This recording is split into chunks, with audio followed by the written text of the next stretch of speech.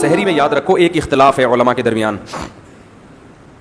یہ یورپ والوں کے لیے خاص طور جو یورپ میں، ناروے میں اور ایسی جگہوں پہ رہتے ہیں جو دنیا کے کنارے ہیں، ان کنٹریز کے لیے سحری کا وقت، کیونکہ ان میں رات بہت شارٹ ہوتی ہے، یا لندن والوں کے لیے یہ بات یاد رکھیں کہ سورج جب مشرق کی طرف نکلنا شروع ہوتا ہے نا، مشرق کی طرف، تو مشرق میں جب وہ 18 درجے پر ہوتا ہے، یعنی فلکیات کی روح سے جب وہ 18 درجے تک پہنچتا ہے تو مشرق کی طرف ایک روشنی نظر آتی ہے، سمجھ رہے ہیں؟ تو آج کل جو دنیا میں نقشے رائج ہیں وہ اسی روشنی کو دیکھ کے بنائے گئے ہیں کہ 18 درجے پر جب پہنچے گا تو مشرق میں ایک لائٹ نظر آئے گی، اور وہ لائٹ اس کی علامت ہوگی کہ صبح صادق ہو گئی ہے۔ لیکن بعض ماہرین فلکیات، جن میں ہمارے شیخ مفتی رشید احمد صاحب بھی داخل ہیں، ان کی رائے یہ ہے کہ یہ صبح کاذب ہے، صبح صادق نہیں ہے۔ صبح صادق اس کے بعد ہوتی ہے، اور وہ صبح ہے جب سورج 15 ڈگری تک پہنچ جائے، اور کراچی میں 15 ڈگری تک پہنچنے میں تقریباً 15 منٹ کا ٹائم لگتا ہے اس کو مزید۔ بات آ رہی ہے سمجھ میں؟ اب چونکہ جمہور علماء اس سے اختلاف کرتے ہیں،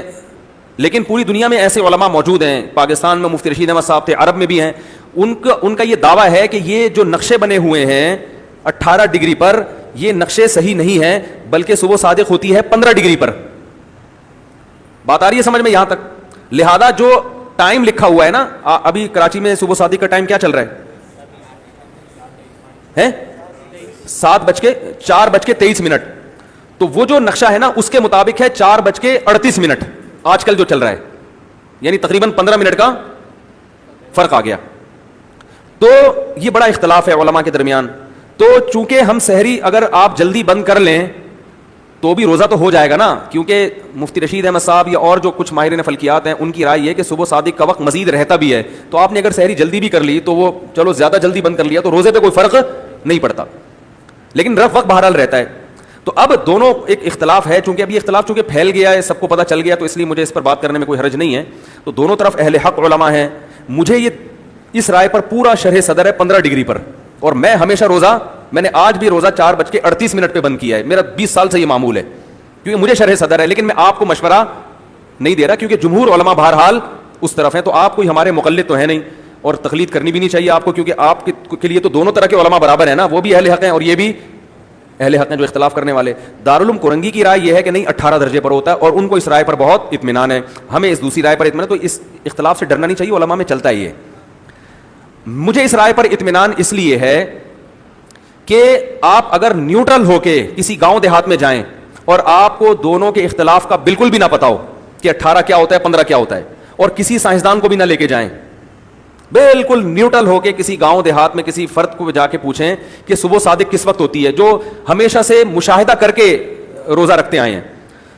تو میں نے یہ تجربہ کیا ہے کہ جب بالکل نیوٹرل ہو کے کسی گاؤں دیہات میں جائیں جس کو یہ نقشوں کا نہ پتا ہو، تو وہ جو رائے پیش کرتا ہے نا وہ 15 ڈگری والی ہوتی ہے، یہ ہم نے خود مشاہدہ کیا ہے۔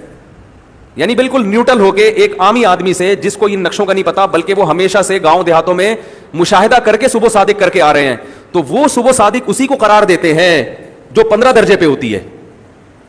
اور صرف ایک گاؤں کی بات نہیں ہے، مختلف علاقوں میں آپ مختلف خطوں میں جا کے سروے کر کے آئیں گے، لیکن اس کو یہ پہلے ضروری ہے کہ اس کو یہ نہ بتائیں کہ اس میں یہ اختلاف ہے، تاکہ بالکل ایک نیوٹرل رپورٹ آئے آپ کے سامنے، کتابوں سے ہٹ کے، کتاب میں کیا لکھا ہے وہ پھر یہ بھی لکھا ہے وہ بھی لکھا ہے، وہ ایک ملغوبہ بن جاتا ہے۔ اس لیے مجھے اس رائے پر شرح صدر ہے، اور مفتی رشید احمد صاحب تو فلکیات کے بہت بڑے ماہر تھے، متقی بھی تھے، انہوں نے خود جا کے خود مشاہدے بھی کیے ہیں، اس کی بنیاد پر ہم نے ان کو پوری زندگی دیکھا، جتنا عرصہ ہم ان کے ساتھ رہے، وہ بھی روزہ، رمضان کا روزہ بھی 15 درجے کے مطابق بند کرتے تھے، حالانکہ وہ بڑے اللہ سے ڈرنے والے تھے، تو انہوں نے انتہائی، ان کو یقین تھا، تبھی رمضان کا روزے میں بھی انہوں نے دیر سے سحری بند کی ہے، اگر ذرا سا بھی ان کو شبہ ہوتا تو وہ رمضان کا روزہ خراب نہ کرتے۔ لیکن بہرحال دوسری طرف بھی بڑے علماء ہیں، تو میں آپ کو یہ نہیں کہہ رہا کہ آپ مسجدوں میں جا کے لڑائی پیدا کر دیں، اب اس ٹائم کھاؤ اس ٹائم نہیں کھاؤ، تو میں خود کیا کرتا ہوں کہ 4:38 تک کھاتا ہوں،